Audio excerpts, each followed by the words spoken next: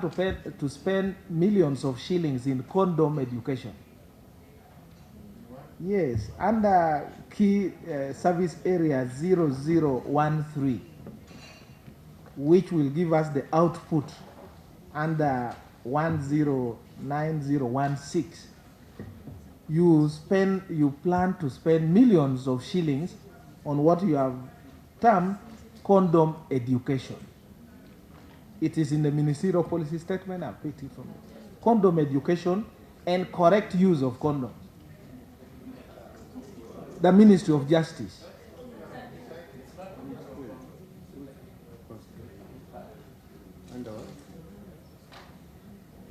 It is under the key service area number 00013, and the output area is 16090106.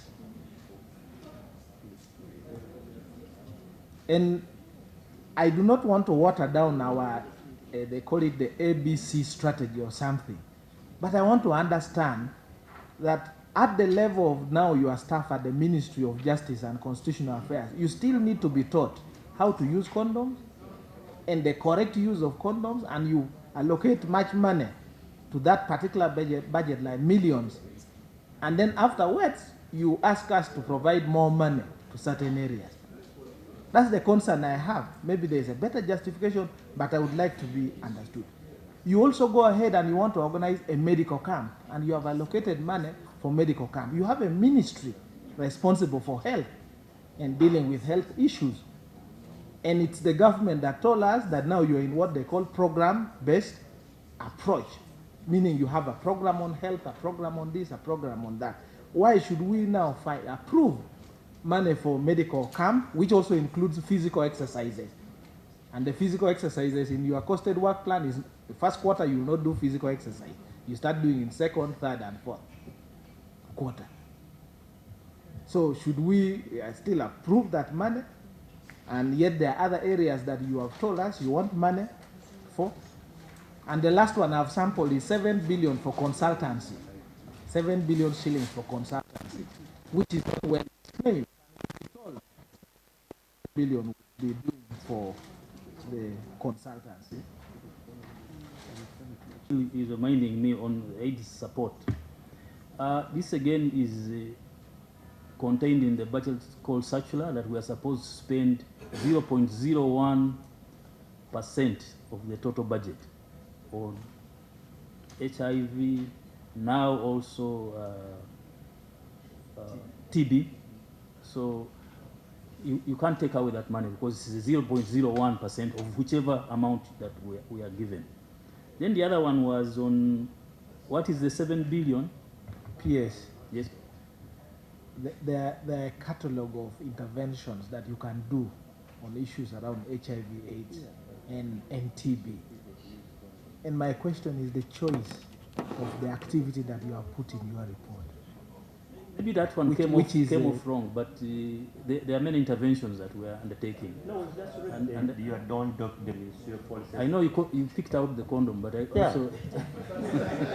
If you want me to appropriate money for to teach Honorable Mao how to use a condom. There is no problem with teaching about condoms. Some are substandard. Let us not...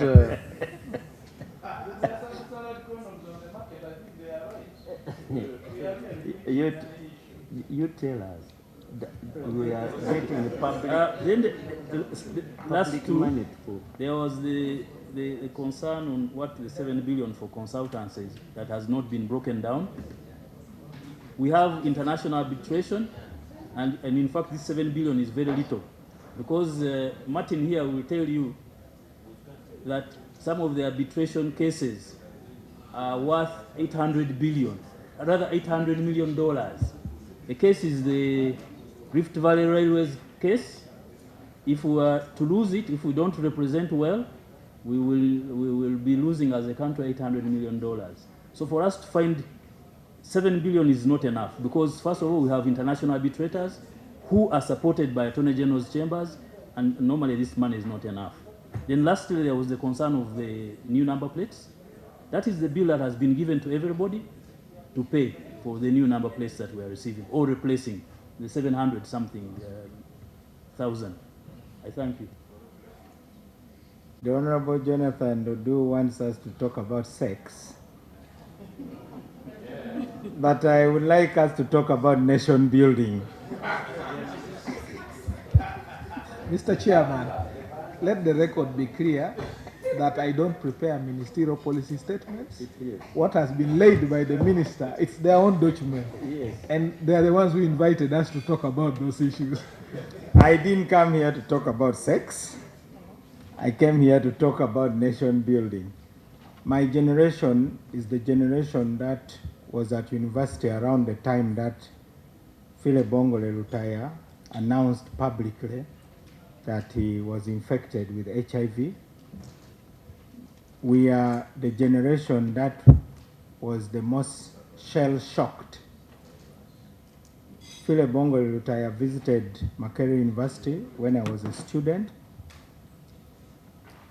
The disease had no name. A woman called Nanyonga claimed that soil from her banana plantation could cure the disease. Rich people took tipper lorries to buy the soil. Instead, they died from hookworms. Mr. Chairman, HIV/AIDS is a serious problem.